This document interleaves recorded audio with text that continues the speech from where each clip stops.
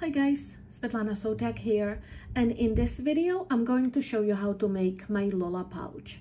This pouch comes in two sizes. The smaller one is perfect to be used as a pencil case or a makeup bag, and the larger one makes for a great project bag, doll kit, or a travel pouch. I think the addition of a contrasting zipper binding makes for a really lovely and unique finishing touch, and the best thing is, the whole pouch is completely sewn on the sewing machine and no hand sewing is required. In this video, I'll be making a small size of the pouch, and you can find all the measurements as well as printable templates for both sizes in my Lola pouch pattern.